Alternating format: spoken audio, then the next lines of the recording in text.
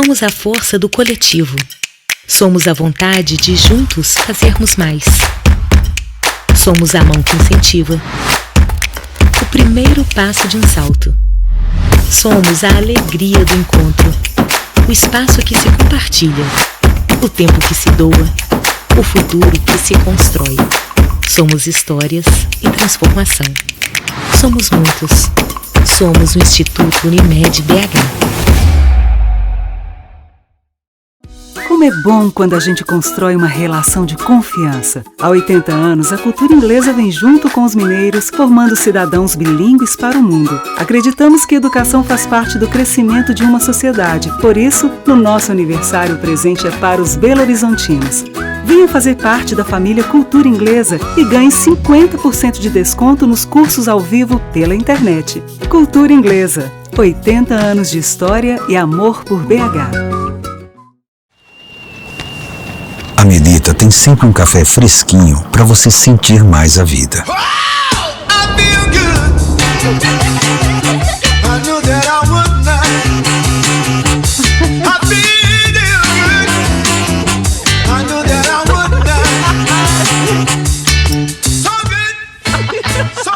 Seja qual for o seu preferido.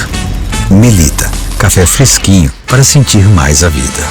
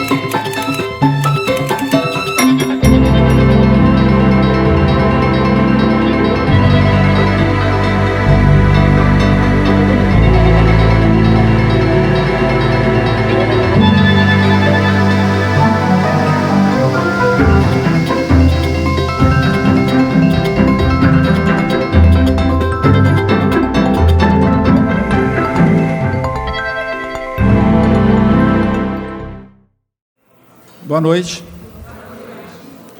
Boa noite a todos e todas. É uma alegria abrir essa edição de hoje do Letra em Cena, dedicada a essa escritora tão maravilhosa que é a Maria Valéria Rezende. Outro dia eu coloquei um post que eu falava, que eu comecei perguntando: será que tem alguém que não gosta da Maria Valéria Rezende? Eu não conheço. Não conheço, né, essa autora que é tão admirada, tão querida, tão respeitada, né? Que tem associado a vida dela, pelo menos com duas grandes vertentes, né? Que é o trabalho como educadora popular,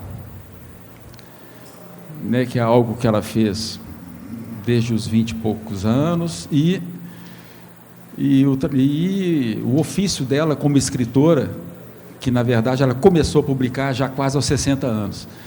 Então, é algo mais recente. Ela mesma fala que ela sempre escreveu, né, novelas, e cordel,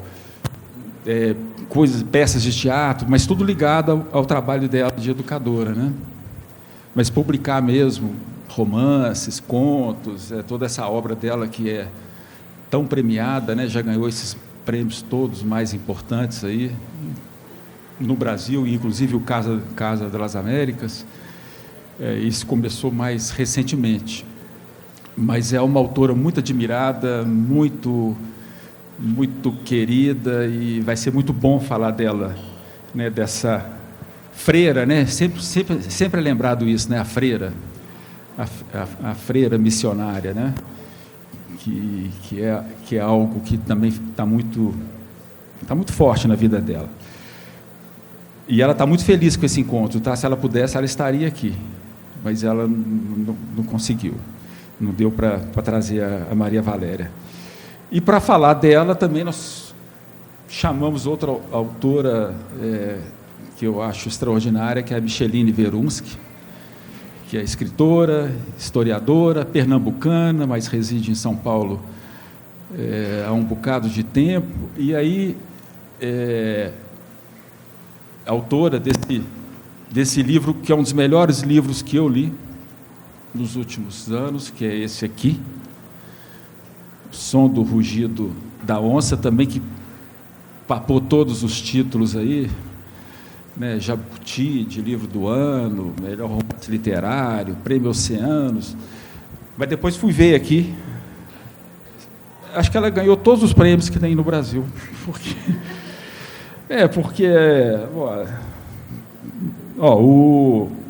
entre outros livros, Geografia Íntima do Deserto, o Nossa Teresa, Vida e Morte de uma Santa Suicida, da editora Patuá, ganhou o Prêmio São Paulo de 2015. O Movimento dos Pássaros, que saiu pela Martelo, ganhou o Prêmio Biblioteca Nacional de 2021. O Som do Rugido, eu já falei. Em 2022, tem um livro dela que eu não conheço, que é o Desmoronamentos, que saiu pela Martelo. E hoje chegou às livrarias esse livro. Está em pré-venda no site da Companhia das Letras. A pré-venda marcada para ir até o dia 2, mas eu falei, pelo amor de Deus, gente, traz o livro dela, porque não tem sentido, né? Daqui a 2 dias o livro está na livraria, e então o livro está aqui, está ali, e a Micheline pode autografar o final, não pode? Então é isso. Eu não li ainda, mas estou curioso, porque diz aqui que é um romance aterrador sobre as consequências perversas da intolerância e da doutrinação religiosa. E com uma capa maravilhosa, estou super curioso. Mas então nós vamos falar da Maria Valéria, né, daqui a pouquinho, que eu conheço, que eu já li o Voo da Guará Vermelha, Outros Cantos, 40 Dias, esse Carta Rainha Louca, que eu acho que vai ser objeto maior da fala da Micheline hoje, né? Então é uma obra que quem não conhece, eu tenho certeza que depois de ouvir a Micheline, as pessoas vão querer conhecer. E como a gente, o Letra em Cena está com essa coisa, né, o mulherio, né, das letras, né, o mulherio que a Maria Valéria toca, é uma das idealizadoras, né? O nosso trio de mulheres hoje se completa com a Bruna Calil Otero, que é uma presença constante no Letra em Cena há muitos anos, né? Essa escritora, poeta, performer, pesquisadora, só que morando nos Estados Unidos, fazendo o doutorado, ela sumiu daqui uns tempos, né? Mas de passagem por aqui, eu a capturei, e então a Bruna vai fazer hoje uma leitura de um trecho, né? Acho que é do Voo da Guará Vermelha. A Bruna está para estrear na Companhia das Letras. O livro dela, O Presidente Pornô, está pronto, a capa sensacional. Aí eu posso até falar que eu já li uns trechinhos, né? E vai ser lançado aqui em Belo Horizonte em julho. Então, autora estreante aí na Companhia das Letras, depois de vários livros muito bacanas dela. Então, está aí completo o trio, Maria Valéria, Micheline e Bruna. Eu vou passar a palavra para a Micheline, agradecer a presença dela, né, a gentileza de estar aqui com a gente, participando dessa noite. Obrigada, Eduardo.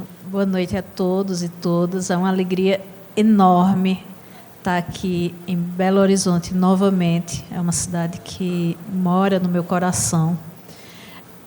Adoro vir para BH. Me chamem mais vezes, que eu amo. E é uma alegria imensa estar aqui para falar da Maria Valéria. Maria Valéria, que é, sem sombra de dúvida, uma das grandes escritoras da contemporaneidade, né? Uma escritora imaginativa, perfeccionista, exata, né? Então, falar sobre a obra de Maria Valéria, para mim, é um prazer e uma honra.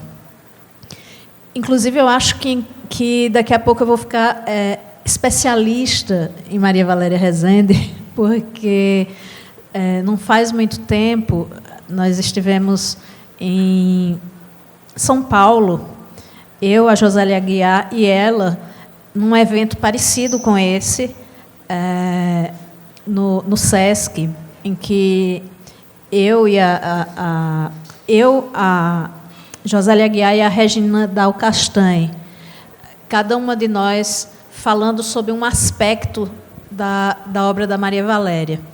Então, por isso que eu digo que daqui a pouco eu vou estar especialista. Eu tenho uma colinha, eu trouxe uma colinha, um roteiro. Vou explicar para vocês por quê. Estava contando ali para a Sônia.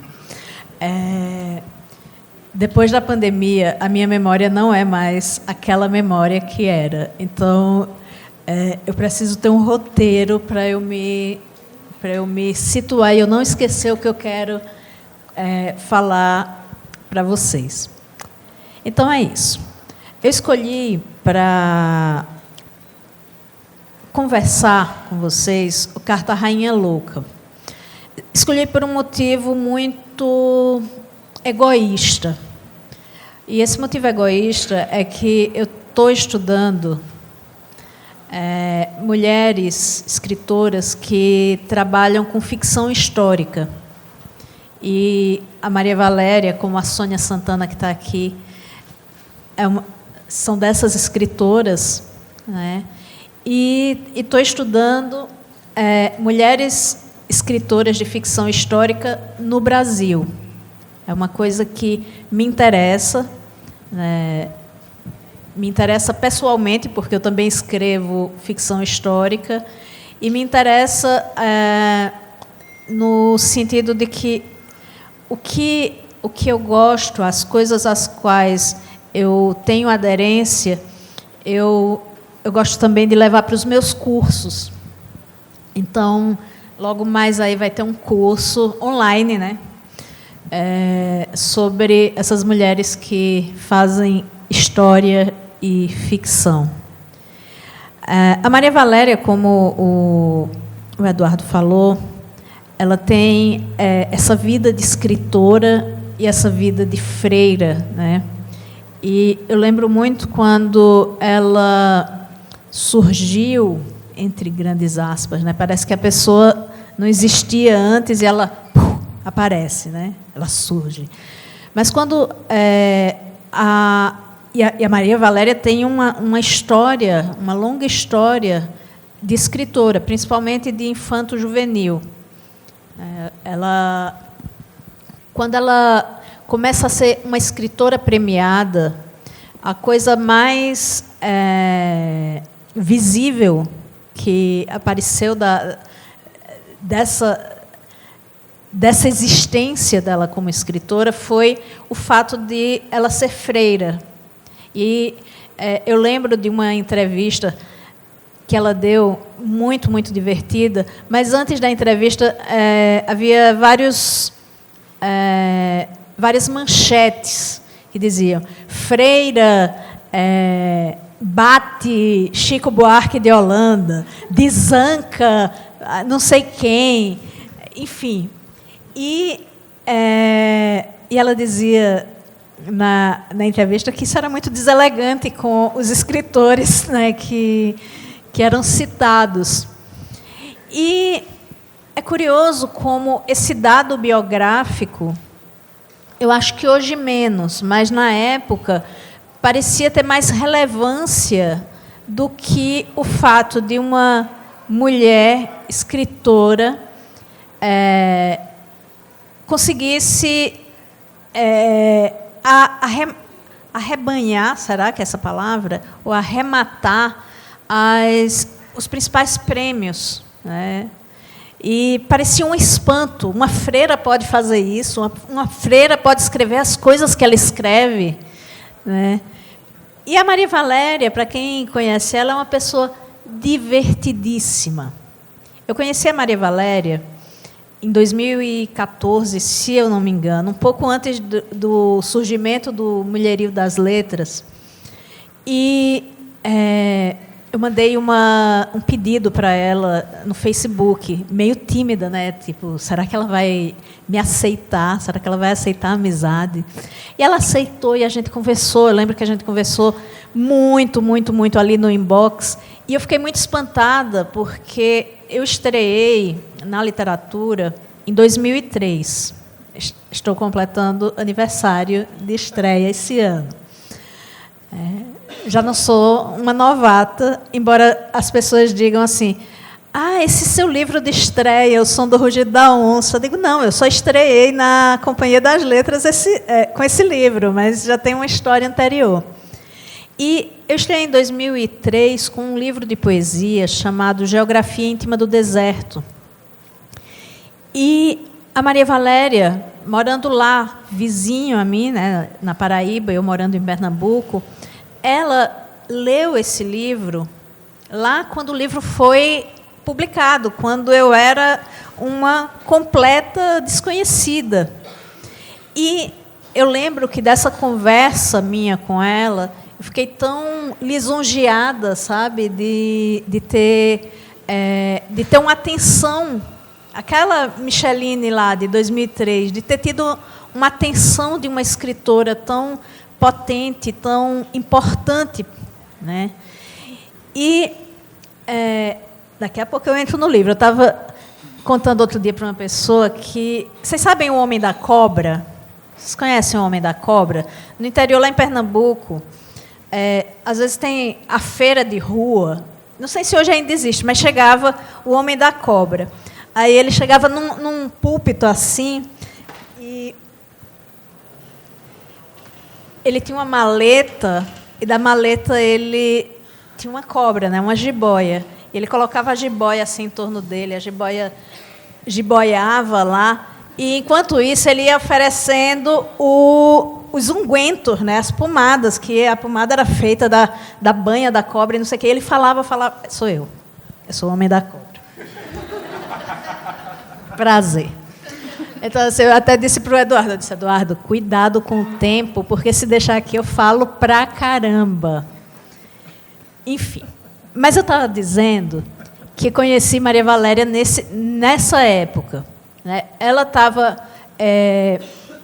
convocando as mulheres para a formação do que viria a ser o Mulherio das Letras, e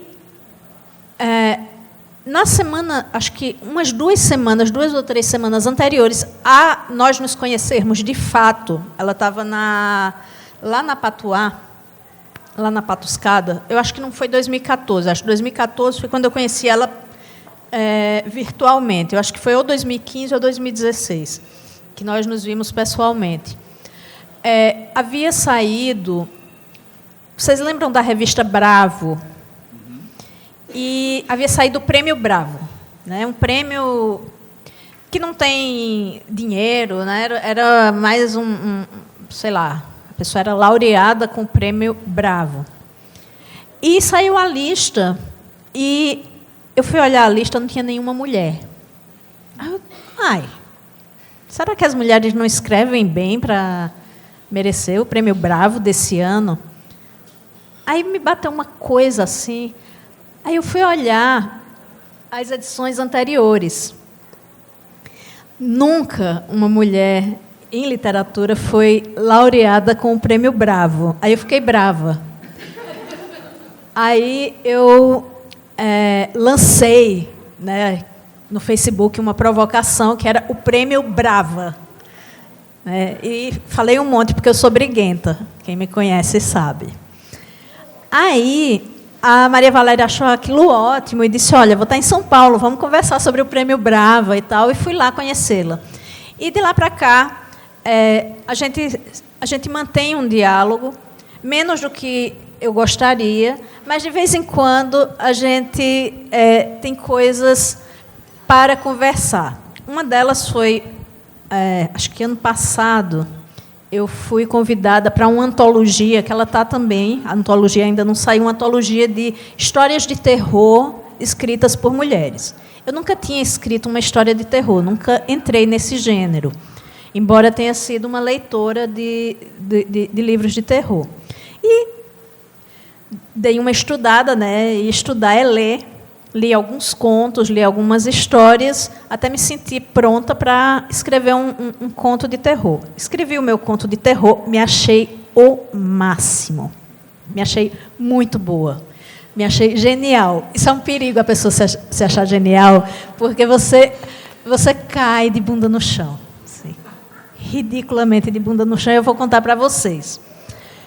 Eu escrevi meu conto, e eu tenho um filho, que agora está com 14 anos, que eu digo que ele é meu editor, porque ele sempre está ali.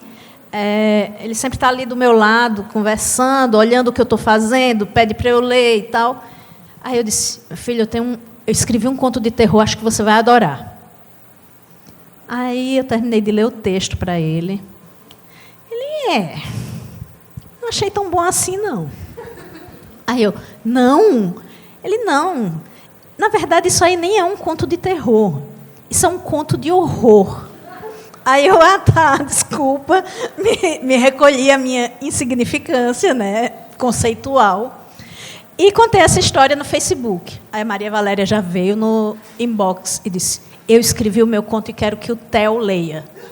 Aí eu disse, sério? Aí ela, sério, quero que ele leia. Aí eu fui e disse, olha, Theo, tem a Maria Valéria. Ele já conhecia a Maria Valéria porque ela já havia mandado um livro de histórias assombrosas, de histórias de terror para ele e para a irmã. E ele disse, tá bom, eu posso ler. E ele leu o texto da Maria Valéria, e quando ele leu, eu disse, mamãe, ela é muito melhor que você. E o plot twist dela é superior ao seu. Aí, assim... Se uma criança de 14 anos, leitora de Maria Valéria, diz isso, o que é que eu faço? Eu acato, né? Bom. O Homem da Cobra. O Homem da Cobra, eu acho que ele toma uma cachaçinha, né? Ou ele toma uma garrafada, né? Mas eu queria falar para vocês... começar esse... Eu já comecei, né? Eu vou começar de novo. Esse nosso encontro sobre a Maria Valéria, falando um pouco primeiro sobre o que eu falei lá no SESC. E eu falei no SESC sobre a capacidade que a Maria Valéria tem de levar o seu leitor numa máquina do tempo. Quando eu era uma jovem estudante, saindo do Recife para a minha cidade, que é no sertão pernambucano, uma vez eu estava dentro de um ônibus e eu tive um insight, né? E o insight foi o seguinte, eu estava sentada, nessa época não tinha essas portas que tem hoje, que separam o motorista do passageiro. Tinha só um vidro, o motorista, o vidro e eu. E, em um certo momento, eu olhei para a estrada à frente, eu via, refletido naquele vidro, naquele anteparo, eu via refletido o retrovisor, então eu via o que o motorista estava vendo pelo retrovisor, e eu estava ali. E eu pensei, isso aqui, esse ônibus, ele é uma máquina do tempo, porque eu estou vendo o presente, eu estou vendo o que passou e eu estou vendo o que ainda vai chegar, né, no horizonte.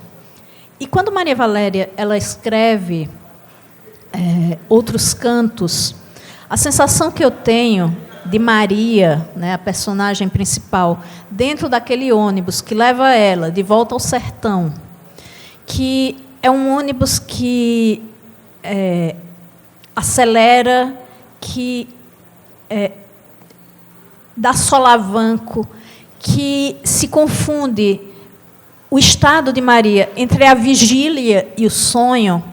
Eu tenho a nítida leitura de que o que Maria Valéria faz ali é pegar o leitor e colocar o leitor não só dentro do livro, mas colocar o leitor nesse movimento da máquina do tempo, né? Eu tenho uma ideia sobre máquina do tempo de que nós somos as próprias máquinas do tempo. Somos máquinas do tempo orgânicas. Nós estamos o tempo todo no presente, no passado e no futuro. E essa fricção entre os tempos na gente, elas se dão de maneira sutil, às vezes, e de maneiras muito perturbadoras e nada sutis. Explico. Quando você tem uma memória, o que é memória? Uma memória é uma atualização do passado no presente, certo? Quando você tem uma memória, o seu corpo, a sua atenção, a sua subjetividade vai direto para aquilo que é passado. Quando você projeta o que você quer, onde você vai estar, mesmo que depois você não esteja, você leva o seu corpo, a sua subjetividade, o seu ser para esse futuro provável. Então, não é fácil ser humano, porque a gente está o tempo todo nesse lugar instável, nessa perturbação dos tempos. E eu acho que, em outros cantos, é isso que Maria Valéria faz. Ela coloca não só a personagem, mas o próprio leitor nesse movimento contínuo e desvela para a gente o funcionamento dessa máquina do tempo. De certo modo, ela vai fazer isso também aqui em Carta à Rainha Louca. O Carta à Rainha Louca é um romance epistolar.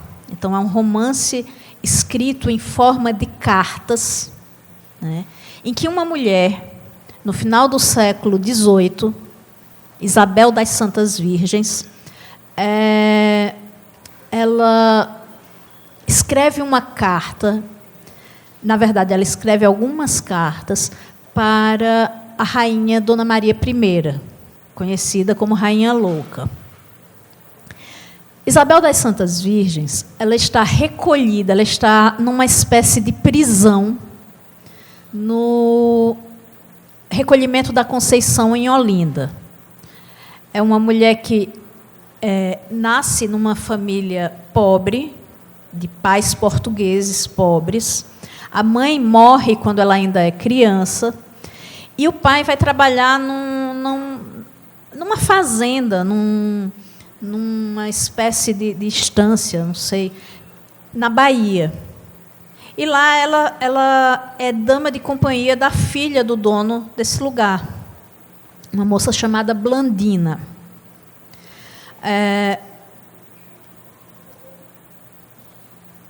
Blandina acaba se envolvendo com um rapaz, engravida desse rapaz, e as consequências para uma mulher que engravidasse naquela época eram consequências muito severas, porque, como hoje também, principalmente fora do casamento, porque a mulher deixa de ser moeda de troca dentro da sociedade patriarcal.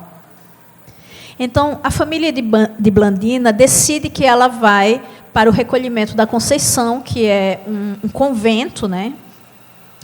E Isabel vai junto. Por artes do destino, Isabel também se envolve com um homem, né? Mas isso é anterior ao recolhimento da Conceição. Ela se envolve com um homem e tanto Blandina quanto ela são figuras fora do circuito que a sociedade patriarcal pensou para elas. Vou ter que dar um spoiler. Blandina morre e Isabel se vê sozinha no mundo. Uma mulher pobre, ela não pode continuar no recolhimento, mas ela tem a favor de si uma coisa que é fulgurante. Ela sabe ler e escrever numa sociedade colonial, patriarcal e misógina. Se no recolhimento da Conceição, esse fato dela ler e escrever dava algum... não sei se a palavra é conforto, dava algum conforto para ela, quando ela se vê-se em Blandina, isso não serve mais de nada para ela, porque ela não tem como continuar naquele lugar. Então, ela vai para o mundo, sem eira nem beira. Quando ela vai para o mundo, a única coisa que ela tem de seu é isso, a escrita e a leitura. Só que ela é uma mulher, e uma mulher exposta a qualquer tipo de violência, como hoje ainda somos. E essa é uma história. Tem outra história aí. Isabel se traveste de homem e passa a atuar como escrevente.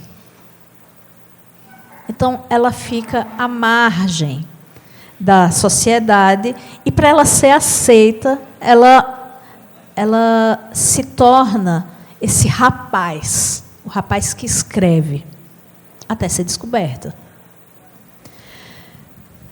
Resumo, para eu não dizer todo o livro para vocês.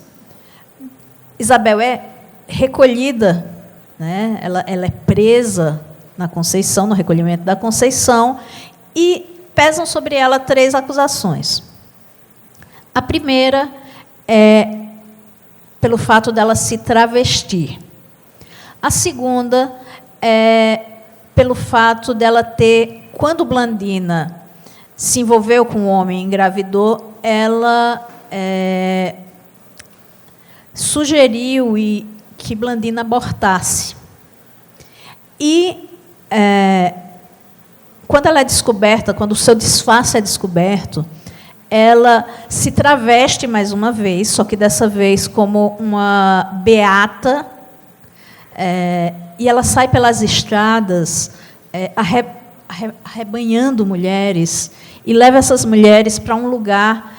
Ela funda um abrigo que acolhe essas mulheres à margem na sociedade colonial. E isso causa furor. Ela é acusada de louca, ela é acusada de fraudulenta, ela é acusada de feiticeira. E, quando ela começa a escrever essas cartas, ela escreve essas cartas para Dona Maria I, pedindo clemência, né? Que Dona Maria I olhe por aquela mulher que está ali há anos presa, há anos recolhida, e que não tem ninguém que possa advogar por ela. Essa é uma história. Mas há outra história, e é onde Maria Valéria é genial. Eu vi numa entrevista dela que ela tinha muita desconfiança da autora que ela é, escrevendo sobre uma mulher do século XVIII, de fins do século XVIII, de como o olhar de hoje, né, o olhar culturalmente, socialmente construídos, pudessem interferir na construção dessa personagem. Eu li um livro, eu não vou dizer qual é, eu li um romance histórico, há coisa de uns 2 anos, e esse romance, eu estava com muita com muito interesse em lê-lo, e muito ansiosa por lê-lo, e quando ele foi, não é de uma autora brasileira, é de uma autora estrangeira, quando ele foi publicado no Brasil, eu fui muito avidamente para esse romance, porque ele tinha temas que me interessavam, mas o romance quebrou o pacto comigo. Pode ser que com outro leitor, com você, com a Bruna, com a Sônia, com a Norma, talvez não quebrassem, mas comigo ele quebrou. E como foi que ele quebrou? Um romance histórico também. Temos uma personagem, duas personagens, numa situação de opressão, muito parecida com a da Isabel das Santas Virgens, e elas estão ali mais ou menos nessa época também. Só que em determinado momento, a voz narrativa diz o seguinte: fulana era uma mulher feminista. Aí eu disse, não pode. Não pode, porque o feminismo, com esse nome, ele só vai surgir no século XX. A gente está aqui no século XVII. Então, essa mulher ela não é feminista. Ela pode ter ideias avante, né? Ideias para além do seu tempo. Mas continuei a história. E mais ali adiante, eu encontrava esses anacronismos. Então, em determinado momento, eu desisti do romance, porque ele não me passava a verdade histórica que eu, como leitora, precisava. E quando eu li isso, que a Maria Valéria fala, da construção da personagem, né, eu entendi muito, porque eu também tenho uma personagem que é a menina indígena do Som do Rugido da Onça, a Inhê, que foi uma personagem muito complexa para eu escrever, porque era uma menina indígena, né? Eu não sou uma mulher indígena, era uma menina do século XIX, eu sou uma mulher nascida no século XX, era uma menina que não falava português, nem a língua geral e nem o alemão. Então, eu tinha um problema ali. Como a Maria Valéria tem um problema com Isabel das Santas Virgens. Como é que esse problema é resolvido na Maria Valéria? Há um texto e há outro texto. Há um texto e há um subtexto. Enquanto Isabel das Santas Virgens vai escrevendo sua carta para a rainha, e nessa carta ela começa dizendo que é tida por louca, por desobediente, mas que seja perdoada e tal. E num certo tom, ela concorda com os seus algozes, vamos chamar assim. Por outro, ela vai colocando ideias que são rasuradas no texto. O livro, ele inteiro, ele tem o texto e tem as rasuras. Nessas rasuras é que Isabel das Santas Virgens vai, ironicamente, com sarcasmo, discutindo a situação de opressão da mulher dentro daquela sociedade patriarcal. Ela diz, mas ela rasura. Então, você tem um texto em cima e você tem um texto embaixo. E nesse texto embaixo é onde está não só a rebeldia de Isabel das Santas Virgens, como também a sua capacidade de brigar contra o sistema. As ideias feministas, que naquele livro que eu li e que eu abandonei, foram colocadas de uma forma tão assodada, na Maria Valéria surge como esse traço, surge como esse lugar do interdito. E isso é genial. Porque obriga você, leitor, a estar simultaneamente em 2 textos, simultaneamente em 2 tempos. Walter Benjamin, ele vai falar em suas reflexões sobre a história, ele vai falar sobre as imagens relâmpago. A história, ela é... Vou abrir um parênteses de novo, lá vem o Homem da Cobra. Por que eu fui fazer história? Eu fiz história na minha graduação. Meu pai queria que eu fizesse letras ou direito. E eu não queria fazer letras, eu não queria fazer direito de jeito nenhum.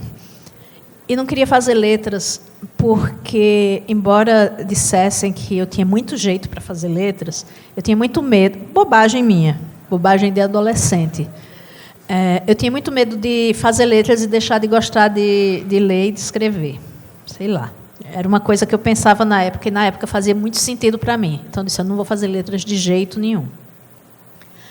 Aí eu fui fazer história porque eu achava, como eu ainda acho hoje, esse é um pensamento adolescente que subsistiu, entre outras coisas, que a história, ela é ciência, mas ela é uma ciência fabulativa, né? Porque a história, ela sempre é contada de um ponto de vista, né? O ponto de vista do opressor, o ponto de vista daqueles que vencem. E se apropriar dessas imagens relâmpago, né? Isso eu li outro dia numa tese de uma menina, eu não vou lembrar, infelizmente, o nome dela. Se apropriar dessas imagens relâmpago faz a história ter uma outra, não apenas uma outra mirada, mas ter uma outra significância. Maria Valéria, ela vai, eu não lembro se é mestrado ou doutorado, ela vai estudar no México. E parte dessas investigações dela para esse mestrado, para esse doutorado, ela encontra uma carta, não no México, ela encontra aqui, ela encontra na Torre do Tombo, se eu não me engano, de uma mulher que escrevia uma carta para a Inquisição, pedindo perdão por ter criado uma ordem religiosa ilegal. A mulher estava sendo acusada, né, disso, e ela pedia clemência. Não se tem o nome dessa mulher, Maria Valéria não conseguiu. Tem esse fragmento. Décadas depois, é esse fragmento, né, esse relâmpago, esse flash, que faz com que Maria Valéria fabule Carta à Rainha Louca.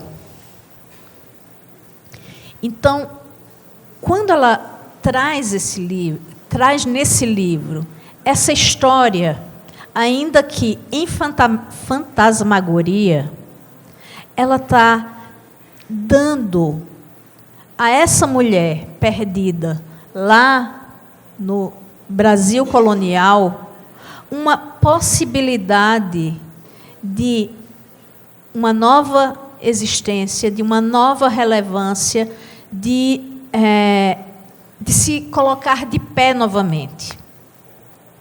Quando Isabel das Santas Virgens escreve sua primeira carta, essa carta é datada de 1789. Vocês sabem o que acontece em 1789? É a Revolução Francesa, né? A revolução que dá esses contornos, né, do que seriam os direitos de liberdade, cidadania, à humanidade.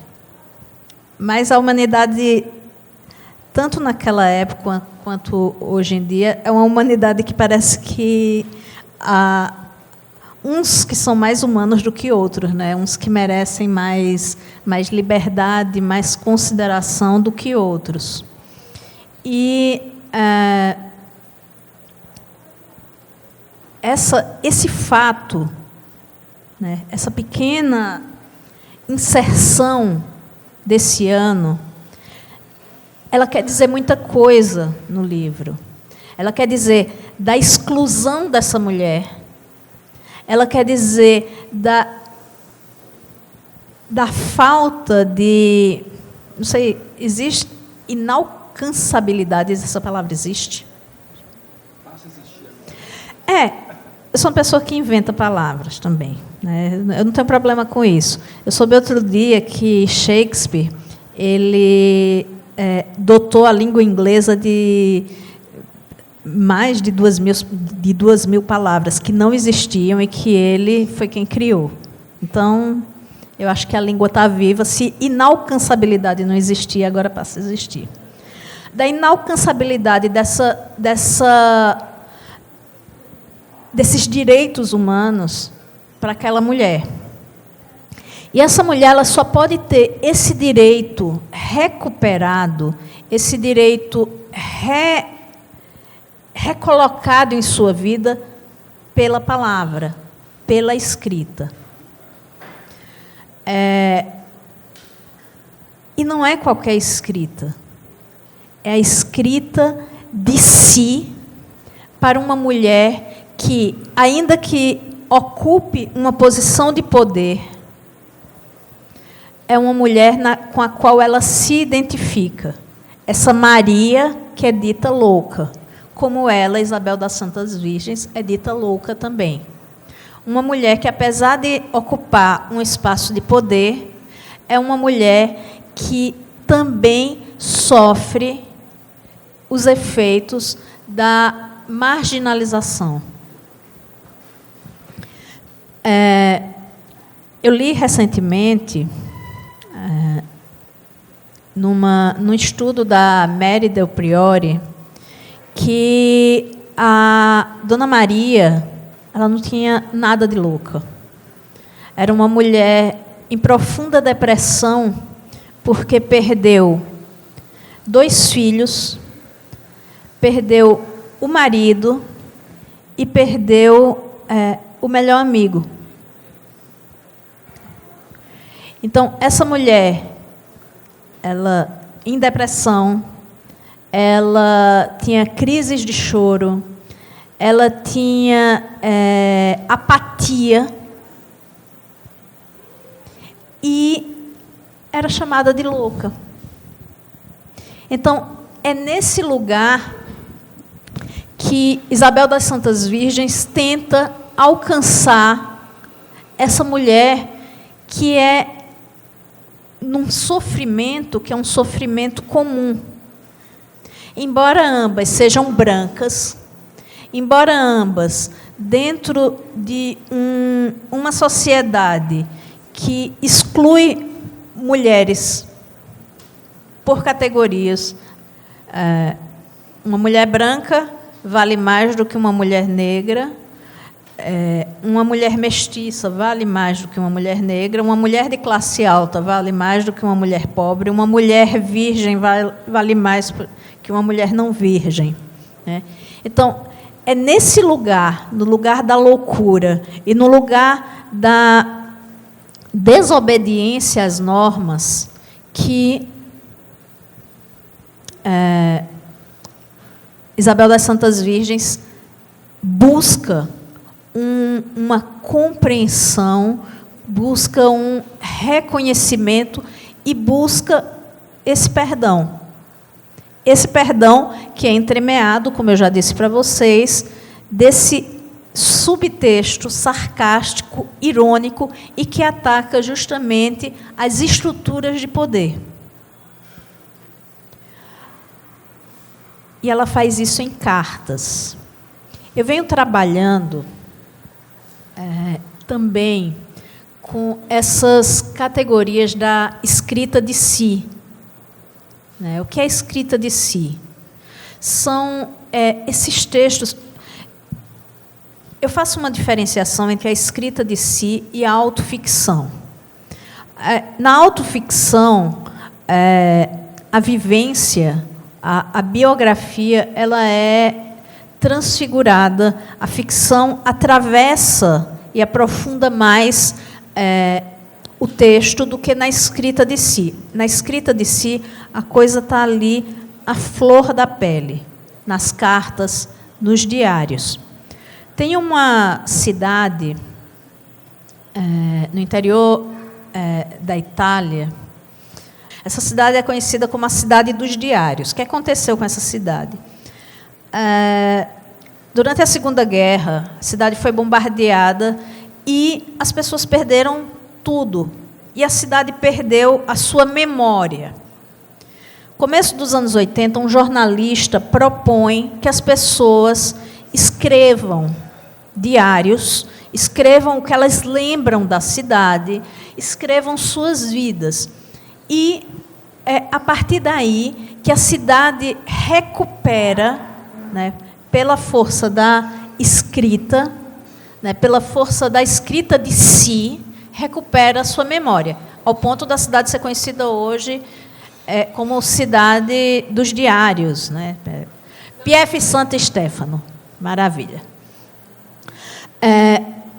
Em Pieve Santo Stefano tem uma mulher, assim, acho que ela não é mais viva hoje, mas tem uma peça, né, foi feito um museu, né, um museu do diário.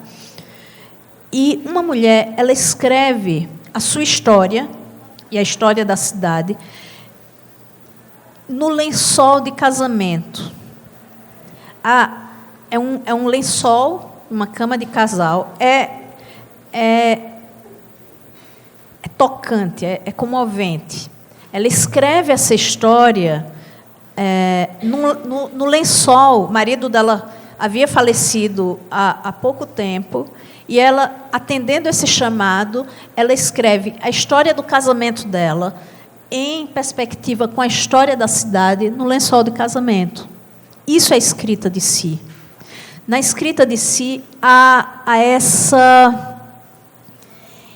essa história pessoal à flor da pele, né? A ficção está ali também, porque tudo que a gente faz é ficção. Eu acredito que tudo é ficção, né? O texto científico é uma ficção, né? De outra categoria, de outra forma, né? Mas na escrita de si, isso está ali, é muito a relação com o corpo, a relação com a história, com a memória pessoal, é mais presente do que na autoficção. Na autoficção, o literário ele se sobressai. E o que a Isabel das Santas Virgens faz, pela pena da Maria Valéria, é essa escrita de si. Ela se desnuda no texto rasurado, e ela se desnuda no seu desespero por clemência, por sair daquele lugar.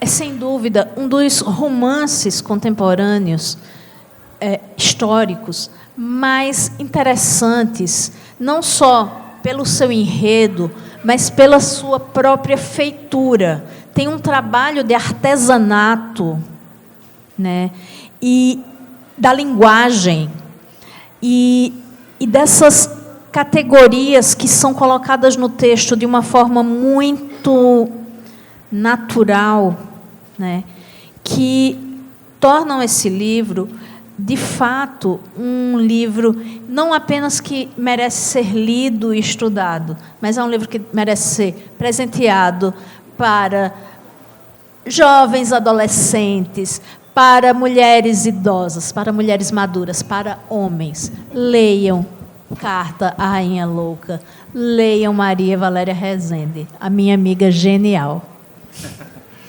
Bonito, legal.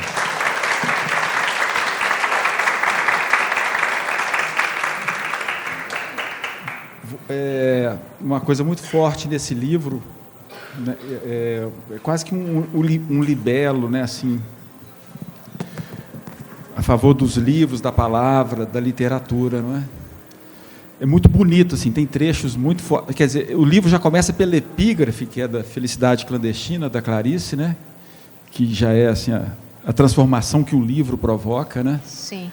E ela faz esse romance situado lá no século XVIII, com essa dedicação de amor ao livro, né? À palavra, né? A palavra é tão difícil conseguir até o material. Conseguir o papel, né? Quer dizer, a tinta é fabricada, Sim. o papel é um patrimônio, é um negócio, é uma relíquia, assim, conseguir aquilo. Achei esse um outro aspecto assim, muito forte. Sim. Eu li esse livro, na verdade, não um livro inteiro. Eu li umas 20, 30 páginas iniciais, quando a Maria Valéria estava escrevendo ele. Ela ainda não. Ela me mandou essas 30 primeiras páginas e eu fiquei assim, eu disse, o que é isso, sabe? Porque era uma coisa que eu nunca tinha visto antes. Essa capacidade. Você tem, por exemplo, a Valovara, ou o Jogo da Amarelinha, né? Mas, diante do que Maria Valéria faz nesse texto, os recursos que o Osman Lins e o Cortázar fazem são muito evidentes. Tá? O jogo está posto, né? E você é convidado a jogar. No caso do Carta Rainha Louca, não. Você tem que ir descobrindo o jogo, né? E essa naturalidade, essa fluidez com que o jogo é colocado, é que, pelo menos para mim, é que é a grande sacada, sabe? Então, e esse texto rasurado, quer dizer, ao longo das cartas, nas primeiras cartas, existe uma abundância de rasuras. Isso vai se reduzindo. É quase que à medida que ela sente que talvez aquelas cartas nem sejam lidas, né, que elas não cheguem ao seu destinatário, ela vai soltando o verbo, até que no final praticamente não tem rasura, quer dizer, ela fala. Né? Isso também é uma coisa da linguagem que eu acho assim, que é muito bem trabalhada. É uma carpintaria, né? Então, assim, eu nem acho que seja um livro... Você acha que é um livro fácil de ler? Para o leitor comum, você acha que é um livro... Então, eu tenho uma certa dificuldade disso, de achar coisas difíceis para o leitor. Uhum. Eu acho que o leitor ele sempre vai conseguir, ele vai descobrir a chave. Então, eu não acho que seja um livro difícil. Eu acho que é um livro que é exigente com o leitor. Mas, se o leitor estiver disposto, ele encontra a chave. E você acha que ele, de certa forma, se encaixa, ainda para ficar nesse livro, né? Em alguma tradição brasileira? Por exemplo, você pega Um Defeito de Cor, né, da Ana Maria Gonçalves, que também é um livro que parte de uma história, né? É uma personagem feminina. É um livro fabuloso, assim, um livro...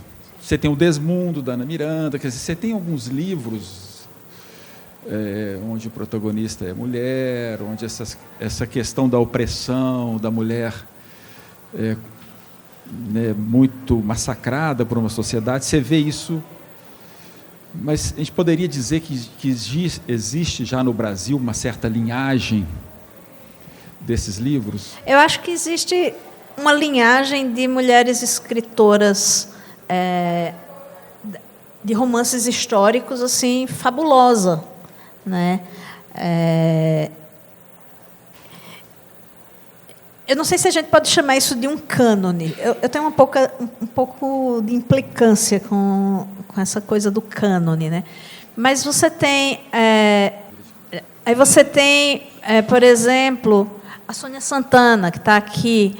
Aí você tem a Ana Miranda. você tem essas mulheres, você tem, mais recentemente, a Eliana Alves Cruz, né? Você tem, que é do sul do país, que escreveu A Casa das Sete Mulheres. Letícia, a Letícia... Letícia, aquele tanto de letrinha. Tipo... Vimborovski. Então, você tem essas mulheres. Isso é uma coisa que vem me cutucando, sabe? Essa linhagem de mulheres que se dedica à ficção histórica, né? E que se dedica à ficção histórica pelo olhar da mulher. Você tem a Luciana Hidalgo, no Rio de Janeiro, né? Então, Ana Maria Machado, né? Então, a gente tem uma constelação de escritoras de ficção histórica, né? Se você for pensar nisso, nessa constelação, a gente tem uma coisa interessante aí. A gente tem uma coisa pulsante aí. O que eu estou investigando.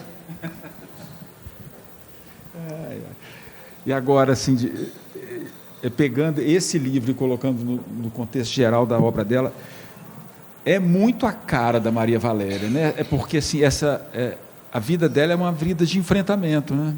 Sim, ela tem essa... Ela nunca foi uma freirinha, né? Ela nunca foi essa figura... Ela tem essa história de enfrentamento político, né? Nos anos 60, ela vai para a educação de base, né? Para a educação popular, no momento em que isso era crime, né? Nos anos da ditadura. Ela conhece o mundo, ela vai para Cuba, ela conhece Fidel Castro, ela está ali nas comunidades eclesiais de base, né? Então, ela tem todo esse estofo social político, né, que fazem dela uma figura interessantíssima. Né? Eu acho que a gente podia fazer uma leitura, né, escutar a leitura da Bruna. Eu estou curiosíssima pela performance da Bruna. Hoje eu vou falar para vocês o primeiro capítulo do livro Voo da Guará Vermelha, que é uma história de amor sobre um pedreiro e uma prostituta, na qual a prostituta ensina o pedreiro a ler e ele conta histórias a ela. Então, assim como a Carta Rainha Louca é um livro permeado pelas letras, pela literatura e pelo poder da palavra. Das fomes e vontades do corpo, há muitos jeitos de se cuidar, porque desde sempre quase todo o viver é isso. Mas, agora, crescentemente, há uma fome de alma que aperreia Rosálio. Fome de palavras, de sentimentos e de gentes. Fome que é assim uma sozinheza inteira. Uma cegueira de olhos abertos e vendo tudo o que há para ver aqui. Os montes de brita e de areia, cinzentos. A enorme ossada de concreto armado, sem cor. Os edifícios proibindo qualquer horizonte. E isso é tudo o que há para se ver.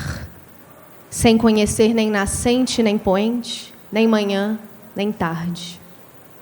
Tudo tão nada que Rosálio nem consegue evocar histórias que o façam saltar para outras vidas, porque seus olhos não encontram cores com que pintá-las. Fome de verdes, de amarelos, de encarnados. Um remoinho de vento revira a areia solta, chamando Rosálio para tentar os caminhos escondidos, ir-se, escapar, buscar gente e pasto para a alma faminta. Enganando aqueles que espiam e mangam do homem sem letras, Rosálio veio lançando perguntas para o vento e aqui arribou. Onde havia tantos outros Rosálios, chegados pelas mesmas veredas, revestidos pelas mesmas tristezas cinzentas. E lhe disseram que ficasse se quisesse. Havia um telheiro e um giral onde deitar-se. Havia um caldeirão torto e preto. Havia feijão fiado, uma bica d'água e um balde. Havia pá e enxada, trabalhasse. Traçasse o cimento e a areia, trabalhasse. Comeu feijão, trabalhou, lavou-se, dormiu. Comeu feijão, trabalhou, lavou-se, dormiu. Comeu feijão, trabalhou, lavou-se, dormiu. Lembra-se, afinal, de uma história. Enche os bolsos com punhados de brita e sai.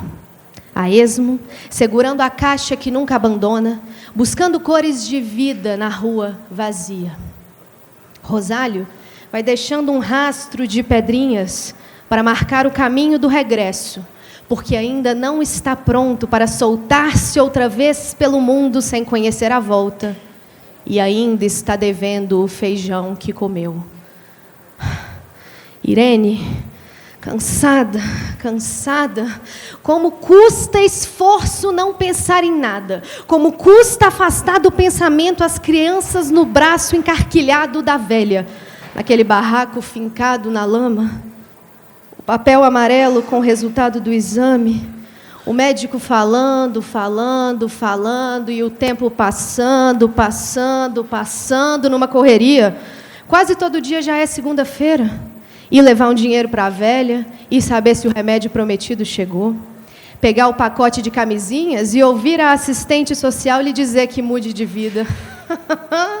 Irene ri, amargo e torto, com uma banda só da boca, porque não quer deixar ver a falha dos dentes da outra banda. Ainda que ninguém a veja agora, ainda que ninguém lhe olhe de frente, nunca. Engraçada aquela assistente social, deixa essa vida. Está certo, eu deixo essa vida. Não me importo de tudo se acabar agorinha. Mas você vai cuidar do menino e da velha? Vai tomar conta deles? Era bom. Que Irene já quase nem consegue levar dinheiro toda semana. Muitos homens não querem nada com camisinha e ela não pode passar a doença com ódio para ninguém. Irene, não pode fazer mal a nenhum vivente, nenhum. Para de pensar, mulher! Pensa nada, pensa vazio, estou tão magra. É da doença. Arrasta os pés pelo quarto, atravessa as tábuas bambas do assoalho, qualquer dia este chão afunda e a terra me engole.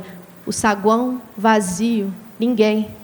Não há clientes, estão dormindo em seus esconderijos em algum lugar desta enorme cidade abandonada.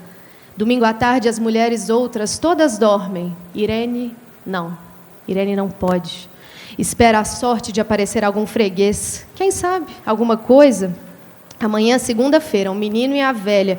Outra vez o mormaço da rua. Tontura.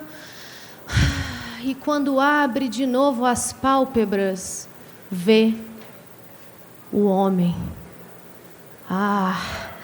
A porta do casarão carcomida, antes senhorial, depois cortiço puteiro hoje.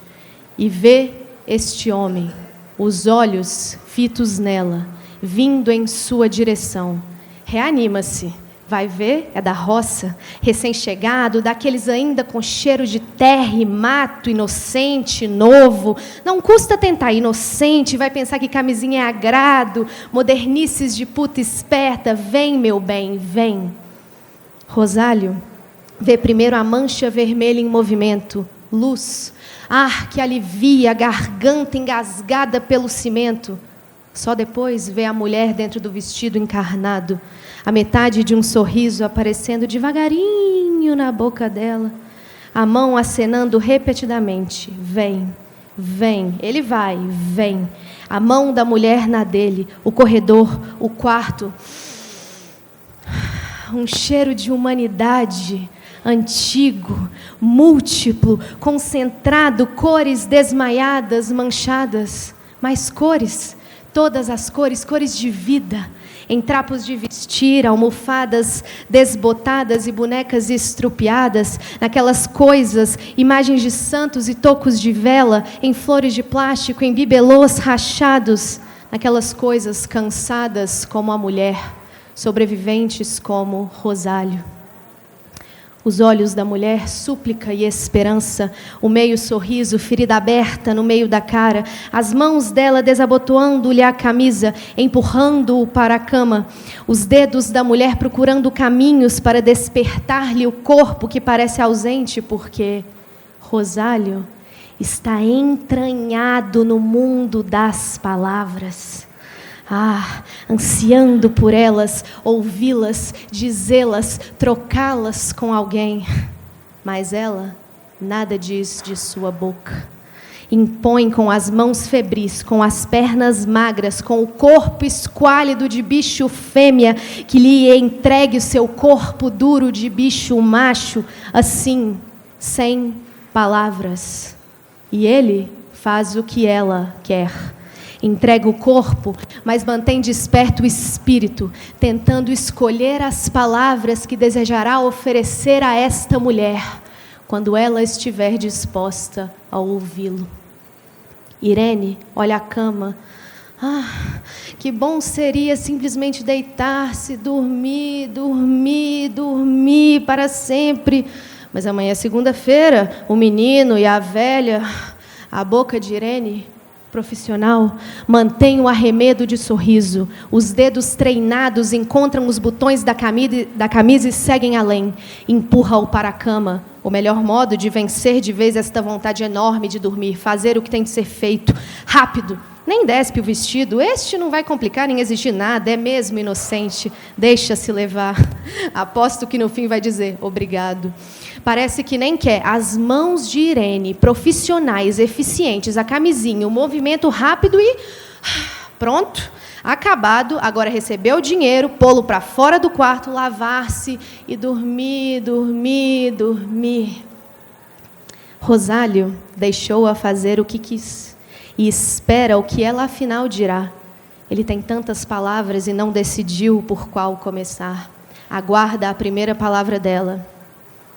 São 15, moço. Rosalho não compreende. Olha que estende a mão aberta, pedinte, tão pobre aquela mão. Ele ajeita a calça, a camisa e colhe na sua, aquela mão oferecida, sentindo pena. O que é que há? Não vai pagar, não? Então clareia-se o entendimento e Rosalho sabe o que é esta mulher e o que lhe deve. Há que pagar-lhe. Por isso ela fez o que fez, pelo dinheiro que ele não tem. Irene não quer crer no que houve, dinheiro eu não tenho nenhum. Amanhã é segunda-feira, não há nada para levar, nada, sente a revolta subindo-lhe do peito, ladrão, explorador sem vergonha. Ergue as mãos diante da cara para defender-se das pancadas que virão na certa. Nem se importa com a dor. Ele que lhe abata, que a mate. Ela grita, safado, ladrão, explorador. Quero meu dinheiro, meu dinheiro. Desculpe, dona. Eu não sabia. Eu nem queria. Fiz porque você quis. Fiz por bem. A voz doce. O golpe que não vem. A raiva esmorecendo, a vontade de desistir de tudo, dormir, dormir, dormir. Mas amanhã é segunda-feira. Ela vê o volume nos bolsos dele, mete as mãos e as traz cheias de brita, que joga pela janela o dinheiro. Cadê o dinheiro? Irene vê a caixa jogada no chão, tenta arrancar o cadeado, é ali, com certeza. Me dá merda dessa chave. Só então, repara na corrente que ele leva ao pescoço e que lhe entrega sem resistência. Ela abre a caixa e dentro, um bodoque, um peão e livros velhos. Muitos, quase redondos, de tão gastos os cantos. Tonteia, o cansaço. Dormi, mas amanhã é segunda-feira. Procura entre as páginas dos livros, um por um, e nada encontra, só palavras. Para que servem? Palavras. Quer rasgar os livros, mas já não tem força. Levanta a mão trêmula, querendo ameaçar, avançar para o homem que a mira com olhos de espanto e pena, que não se esquiva, não se defende, estende os braços, oferece o peito aberto. Há quanto tempo Irene não sabe o que é um peito onde encostar-se? Apoiar-se neste peito duro e brando é como chegar, enfim, a um lugar de seu. É como voltar ao início, onde ainda nada se perdeu, onde ainda ela está inteira, onde não há raiva e onde não há segundas-feiras. Rosário sente dó, tanto dó desta mulher, faz lembrar aquele guará, vermelha, que ele uma vez encontrou enredada nos galhos de um espinheiro, as penas ainda mais rubras, tintas de sangue, que ele soltou e quisera curar, mas que, descrente, arisca, fugiu dele para, quem sabe, morrer, sangrar até morrer sozinha, desamparada. Mas esta, não. Esta vem cair no seu peito. Não foge, Rosário não deixa, faz dos braços cerca em volta dela, embala devagarinho e começa a contar. Rosário nem sabe por que conta essa história tão triste de Guará Vermelha, só conta devagar, alongando as palavras, desenhando os detalhes e sentindo tornar-se mais leve o tremor daquela ave guará que tem nos braços, interrompendo-se em soluços e o peito dele umedecendo-se. Conta, homem, conta mais. É cedo para ir-se embora, nem o dia clareou. Enquanto durar a noite, conta para eu sonhar. Irene pede, logo ela que nunca pediu nada a ninguém. Conta de onde você veio, conta. Rosário lembra o serviço, o feijão que deve aos outros, sabe que deve voltar ao lugar cor de cinza, mas deve a ela também, e só palavras tem para lhe pagar. Vai buscando na memória mais coisas para contar, mas a mulher já adormece. E adormecendo sorri. Um sorriso desfalcado, mas aberto, sem nada que esconder. Rosário sai de mansinho, segue o caminho das pedras. O coração, agora mais vermelho, lhe diz: amanhã mesmo volta. Muito obrigada. Maria Valéria Rezende. Maravilha, gente. Maravilha. Eu gosto muito desse livro, acho bonita essa história. Né? Quando fala da Irene, às vezes me vem à cabeça a Macabeia, da Clarice, né? Essas personagens femininas né? Que sofrem tanto na escrita e na vida. Né? Eu acho que Maria Valéria está escrevendo um Brasil também, né? Eu costumo dizer que eu estou escrevendo um Brasil e há outras pessoas também escrevendo Brasis. E eu acho que a Maria Valéria ela faz isso, né? Quando ela, não só pelos temas que ela escolhe, mas por esses personagens, né? Esses personagens pungentes. Eu acho que todo personagem da Maria Valéria tem essa pungência, sabe? E essa urgência de se dizer. Eu lembro da Alice, de 40 Dias, que é essa mulher idosa, né, que, de certo modo, é descartada pela filha, né, como sujeito, como individualidade, e que encontra, na busca pelo outro, né, ela sai pelas ruas de Curitiba procurando o filho de uma conhecida que, na verdade, é meio que esperando Godot, né? E que, de partida, se sabe que é um projeto que não é exatamente aquele, né? Ela está menos procurando aquele rapaz e mais procurando ela mesma, né, se perdendo no labirinto das ruas. Então, eu acho que esse Brasil que a Maria Valéria Rezende escreve é um Brasil muito próximo de nós, né? Seja um personagem do século XVII, século XVIII, seja uma mulher idosa descartada pela família, seja uma prostituta, né? É um Brasil muito perto, é tangível. E, como o Theo bem disse, né, eu macaqueio, né? Eu vou seguindo o rastro e vou ficando atenta. Eu estou escrevendo um romance novo, que é um romance histórico, e estava tudo muito tranquilo, entre aspas, nunca é tranquilo, mas estava muito... Até eu pensava, opa, mas eu conheço alguém assim. Quem é que eu conheço que é assim? Aí, quando eu me dei conta, não foi... foi por causa do Letra em Cena que eu me dei conta. Eu digo, opa, essa personagem ela tem um parentesco com Isabel das Santas Virgens, né?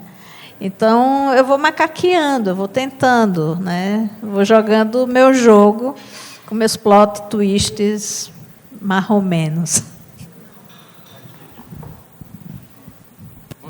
Você falou que ela fala de um Brasil que está muito próximo de nós, mas, de certa forma, na escrita, na literatura, é um Brasil que prevalece pouco, principalmente na literatura contemporânea, né? É uma literatura muito urbana, né? A gente fala muito e o que tem de escritor falando do próprio ofício da escrita, quer dizer, é um olhar muito urbano, muito para dentro, muito circunscrito à cidade. E a Maria Valéria, ela trata de um personagem, assim, ela olha para o pobre, o marginalizado, aquele que está fora, que está excluído. É uma coisa... e, ao mesmo tempo, também fala muito do sertão. Então, assim, é uma literatura que não é comum. Eu acho que ela tem feito isso, a gente tem visto mais coisas. É outra coisa, mas é como se o romance regionalista lá de 30, que começou a falar de um Brasil também que não era, só que com outra pegada.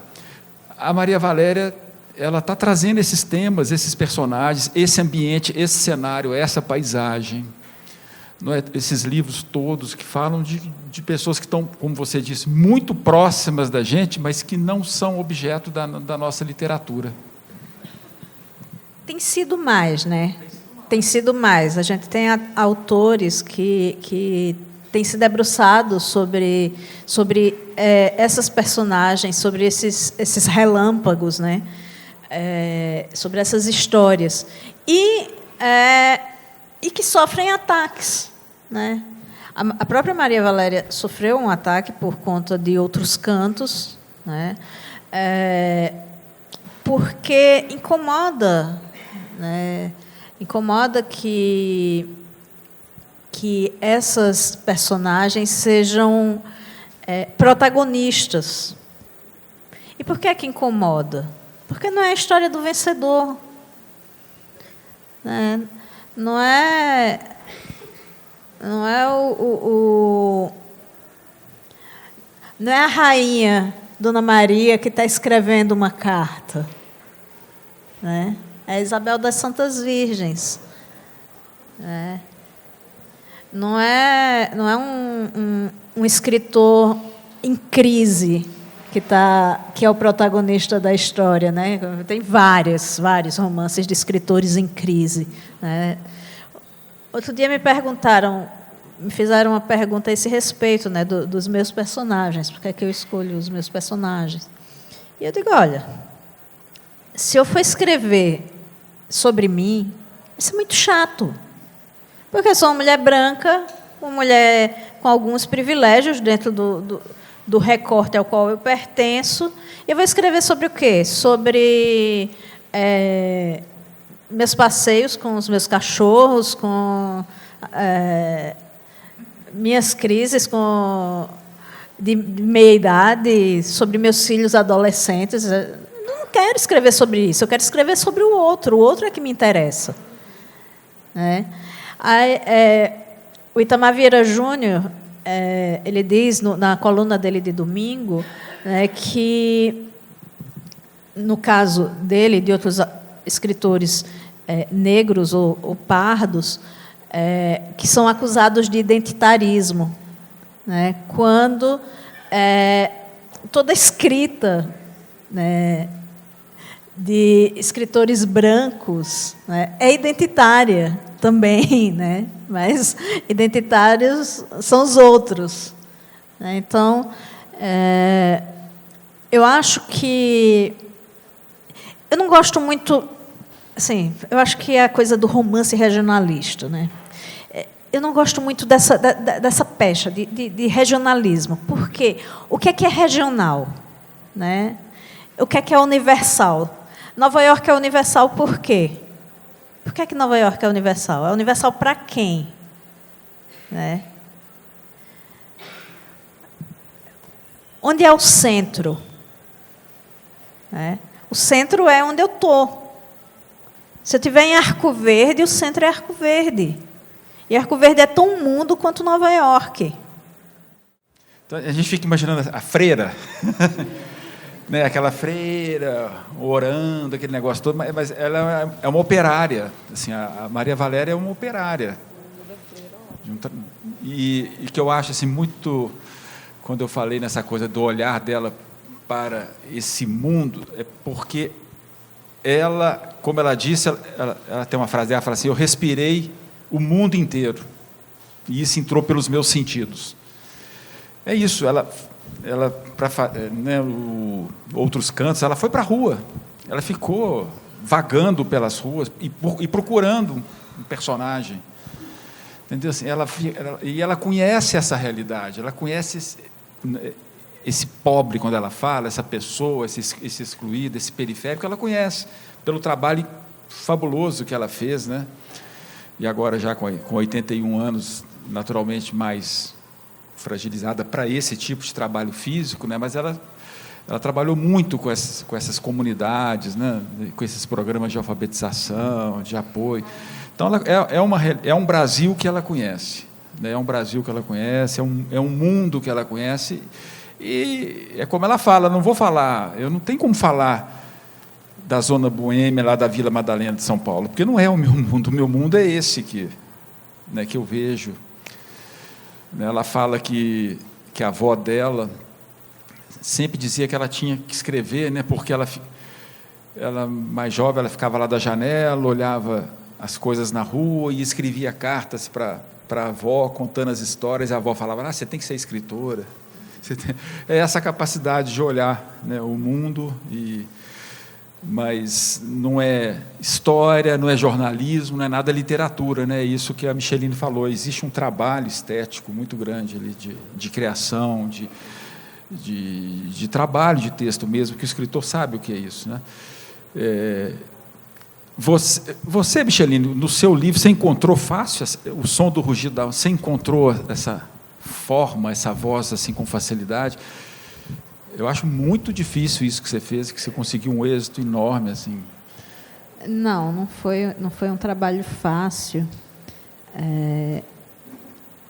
Primeiro porque... Fácil nunca é, mas se você já sabia, pelo menos mais ou menos, que ia ser nessa toada, ou se você escreveu de um jeito e depois reescreveu. Não, reescrevi. Esse livro que chega para o leitor, eu acho que é a 6ª versão. Eu não tenho muita certeza se é a 6ª, porque meus arquivos são muito desorganizados, né? Assim, meus arquivos no computador, eles são muito desorganizados, mas eu acho que é a 6ª versão. Eu comecei escrevendo, a primeira versão era um romance histórico clássico. Isso é uma coisa que eu venho contando para as pessoas. Era um romance histórico clássico. E, como romance histórico clássico, eu estava escrevendo a partir dos documentos que eu tinha. E os documentos que eu tinha eram justamente os documentos escritos por Spix e Márcios. Então, em determinado momento, caiu a ficha, né? Eu digo, não, essa história ela já foi contada por eles. Então, qual é o sentido de eu contar essa história? Porque eu tenho essa documentação aqui, né? Que é o Viagem pelo Brasil, que são os 3 volumes, e mais o romance que o Márcios escreveu, que é o Frei Apolônio, e tantos outros documentos acerca da viagem, da expedição que eles fizeram. Não tinha sentido, porque isso já estava escrito, já estava dado. E caiu muito fácil, muito rápido a minha ficha, né? Eu não cheguei a escrever um romance inteiro. Eu escrevi alguns capítulos e aquilo não me agradava, não me convencia. Aí eu rasguei aquilo, joguei fora aquilo e comecei de novo. E quando eu comecei de novo, eu sabia que história... Eu sempre sei que história eu quero contar, né? A grande dificuldade, para mim, é menos de conteúdo e mais de forma. No caso do Som do Rugido da Onça, ele é um romance também sobre a linguagem, né? Então, o trabalho com a linguagem, por um lado, ele não foi um trabalho extenuante, porque eu sou poeta, e o livro ele foi todo escrito em voz alta, né? Porque eu trabalho o som, né? Eu trabalho o ritmo, a duração, mas, por outro lado, ele foi difícil, especialmente por conta dessa personagem, dessa narradora, que é a narradora principal, que é a Inhê, que em determinado momento da vida dela, ela é um ser desprovido da capacidade comunicativa, né? Então, isso foi particularmente difícil, né? Quem não leu, não perca a oportunidade, leia, porque é um livro sensacional. Engraçado que você no Facebook é a onça, né? Ah, sim. É a onça Verunski. Mas é anterior ao livro, sabia? É anterior? Então eu tenho uma história com a onça. Vem do seu lado bravo, né? Não. A minha primeira irmã foi uma onça. Não, agora você conta. Meus pais, né, lá nos anos 70, né, começo dos anos 70, eles casaram e foram morar numa cidadezinha bem pequenininha, chamada Tupanatinga. E lá em Tupanatinga, numa época em que não havia IBAMA, não havia consciência ecológica, não havia nada disso. Meu pai ganhou uma jaguatirica e começou a criar essa jaguatirica. Foi a primeira filha deles, né? Mimosa. Não, e é engraçado, porque eu e meus irmãos somos todos no M, e Mimosa também, né? Então... E eles estavam lá, né, naquele reino, né, de felicidade e amor, né, até que minha mãe engravida, né, e Mimosa continuava lá, né, filha, gato, jaguatirica, e meu pai comprou umas pantufas para minha mãe, umas pantufas vermelhas. Mimosa, que era uma princesa, muito educada e tal, quando viu as tais, e parece que tinha umas plumas nas pantufas, virou uma coisa assim na cabeça da Mimosa, e Mimosa lembrou que ela era selvagem, e começou a armar emboscadas para minha mãe grávida.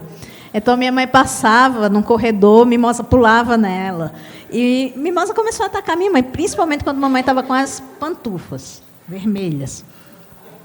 Aí...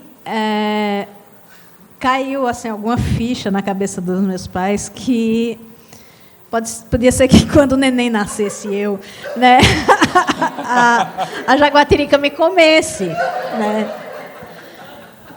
E resolveram que Mimosa seria exilada, voltaria para onde ela... Não sei o que aconteceu com Mimosa.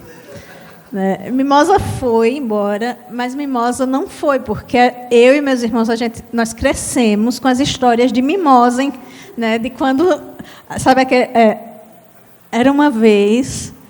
quando Mimosa morava aqui com a gente, né? Então, ela foi a filha mais velha deles, de fato, e a minha irmã. E, quando entrou a pandemia... Bom, eu posso contar umas 3 histórias? Eu posso encavalar umas 3 histórias aqui? Eu já disse a vocês, eu avisei no começo, o Homem da Cobra. No começo da pandemia, minha mãe... Vou morrer, né? Vai morrer todo mundo. E eu queria reencontrar a adolescente que eu fui, porque meus filhos estavam a minha filha em plena adolescência e o meu menino quase entrando na adolescência, trancados dentro de casa com 2 pais malucos, neuróticos. Para vocês terem uma ideia, eu cogitei em comprar um traje de apicultor para ir no mercado. Meu marido disse, você não vai comigo. Aí eu disse, tudo bem, não compro. Mas eu botei um macacão que eu tenho, meio emborrachado, eu ia assim, uma máscara, um lenço na cabeça e aqueles óculos de... Eu tenho fotos disso. Terrível. Enfim, eu queria reencontrar. E minha mãe mandou esses diários. E eu comecei a ler os diários para as crianças, assim, para eles verem que eu odiava minha mãe, odiava meu pai, né, que eu queria que a escola se explodisse, todas essas coisas, né?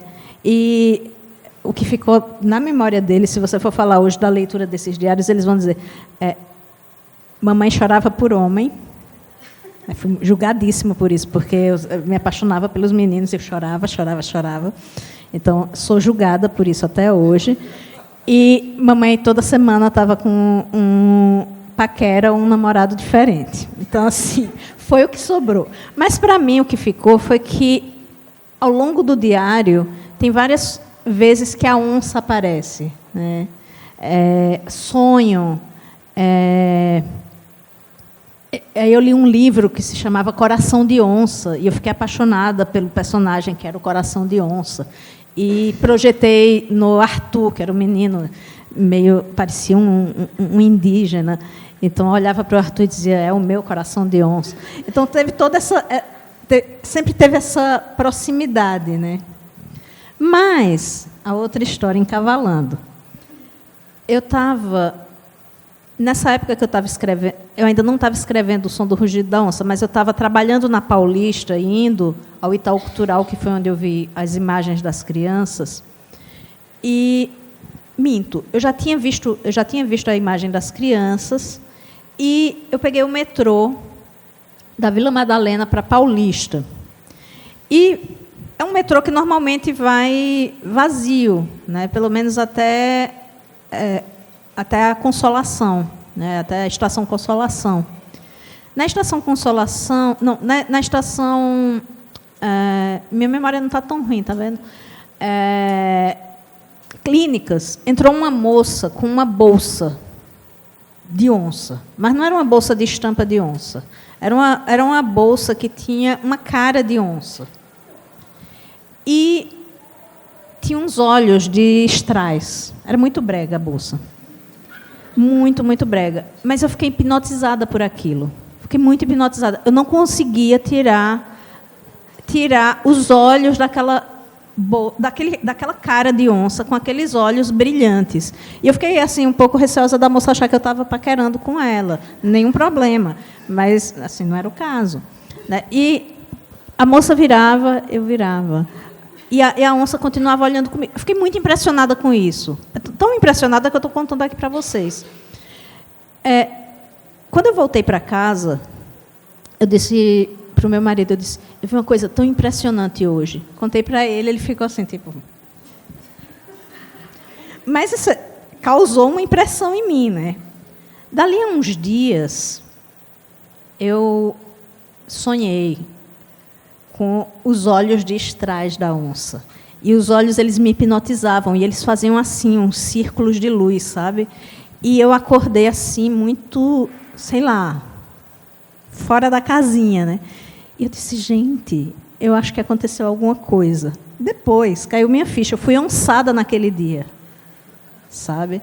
O Schopenhauer, em A Queda do Céu, ele disse que os objetos têm vida, que tudo tem vida, né? Esse copo aqui tem a vida dele de copo, aquela onça. É sim. Olha, Que história, é viu? Tinha que Adoro. ser escritora. Tinha que ser escritora mesmo. Não tinha outro jeito, né? Maria Valéria, esse programa, esse encontro foi para você, tá? Micheline, eu, esse público todo que está aqui, nós amamos você, a sua literatura. Tomara que você goste desse programa.